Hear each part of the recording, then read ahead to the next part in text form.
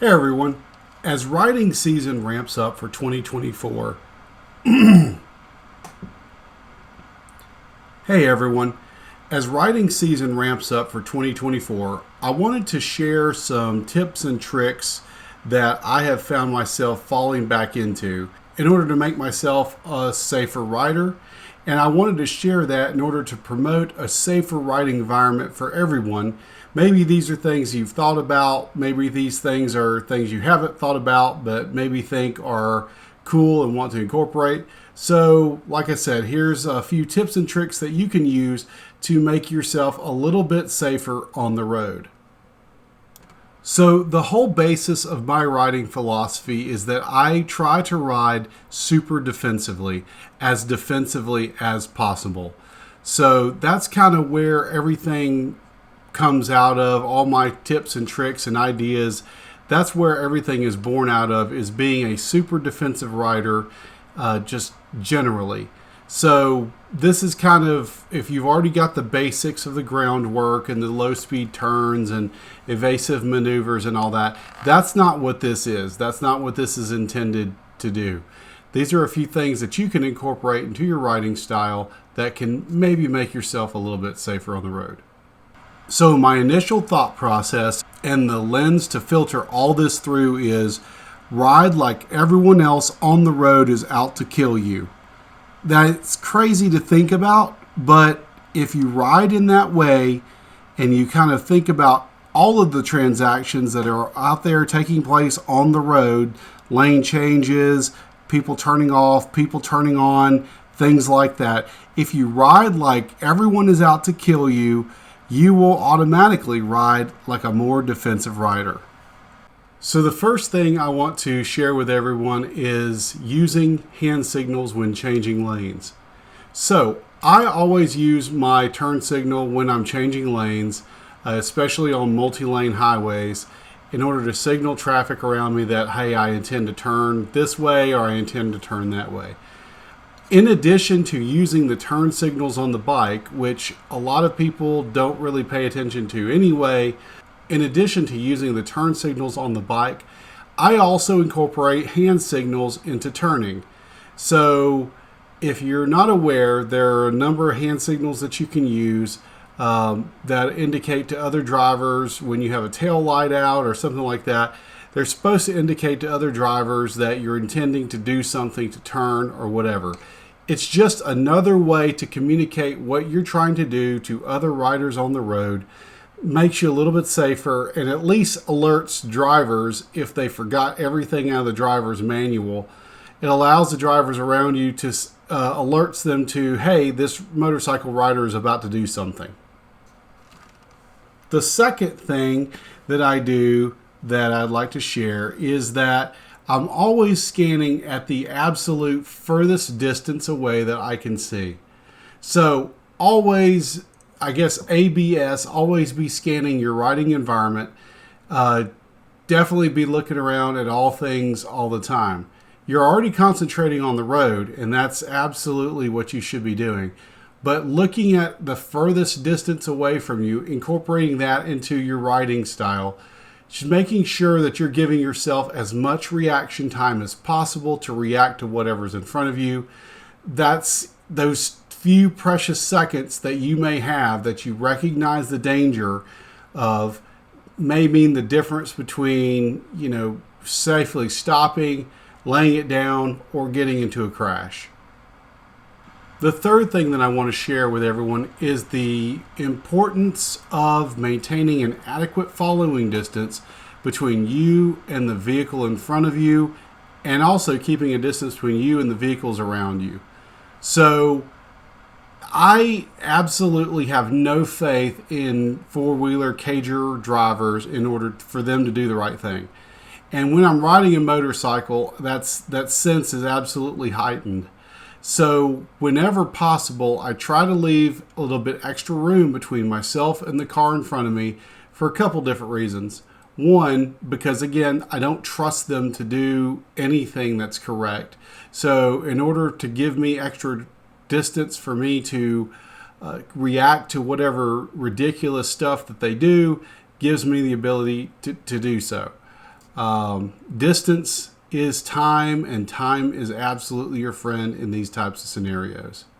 The second reason why I give myself a little bit extra following distance is to allow debris from whatever truck, car, vehicle that's in front of you to hit the road and not hit you.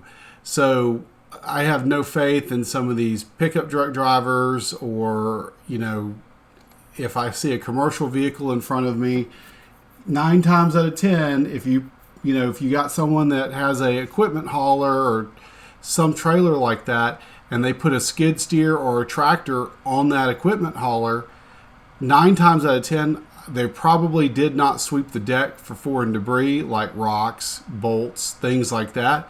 So guess what's going to come off that trailer and hit you or hit your bike or whatever? Rocks, things like that, debris from the trailer. Debris from pickup trucks flies out. Sometimes that stuff kind of flies out from time to time. So giving yourself a little extra distance, if something's going to fly out, can give you that ability to maybe dodge whatever's coming out. Or at least if rocks or something's coming off of a trailer, it gives it time to kind of hit the highway and maybe not bounce up and hit you.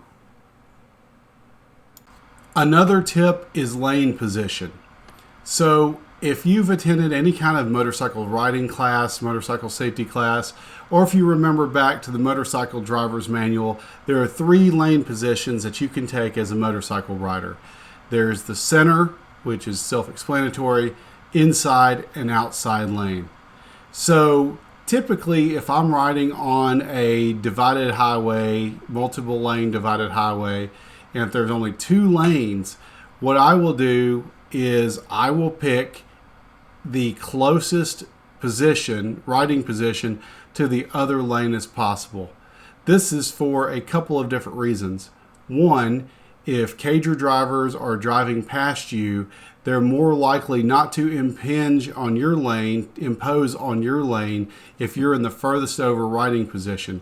They'll maintain their lane and typically won't wander into your lane. It kind of encourages them to stay in their lane and to stay over on their side of the lane or on their side of the road. The second reason for that is it gives you an escape route. Having open space to your right, if you're in the right lane and you're riding in the leftmost riding position, or alternatively, if you're in the left lane and you're riding in the rightmost riding position, having escape routes that are available to you to the left can mean the difference between a crash or getting out, safely.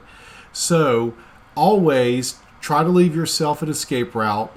I would recommend staying on the side closest to passing traffic. That would discourage cars into getting into your lane of travel.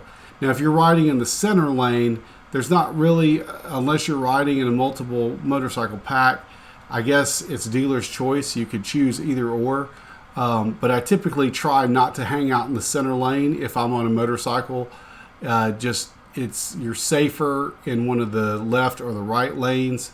So, try to find that lane and keep that riding position and keep yourself safe. My last big recommendation for motorcycle safety is to know your limits. So, I know that there's a lot of technical rides out there that people want to go do, and it's really fun to scrape the pegs, on the tight corners and running the sweepers and all that other stuff. It's super fun. I get it. I've been there. I've done it. I've scraped the hell out of some pegs. But with that being said, there's no shame in the game if you want to kind of give something a dry run first before you go at full speed. Back when I was in the military, there was a saying on how to pick up a new task or learn a new job.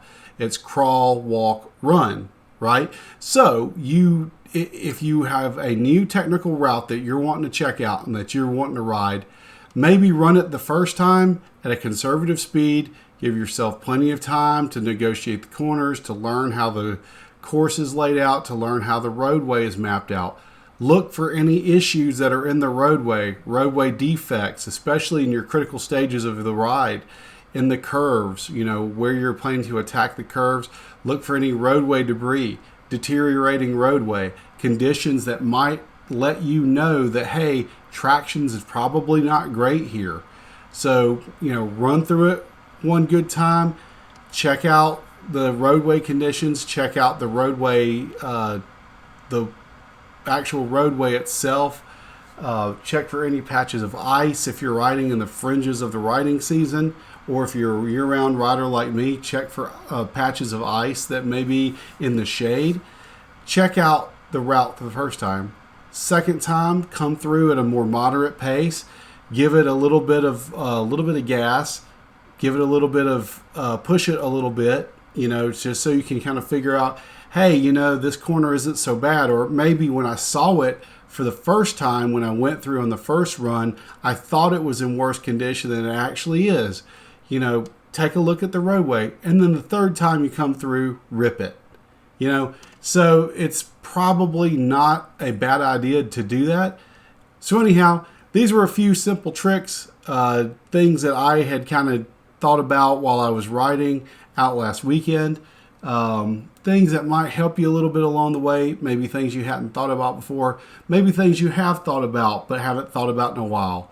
So anyhow, big thing, just stay safe out there, ride defensively, act like every other vehicle on the road is out to kill you, as always, and make sure if you enjoyed this video, you like, subscribe, and I'll see you on the next one.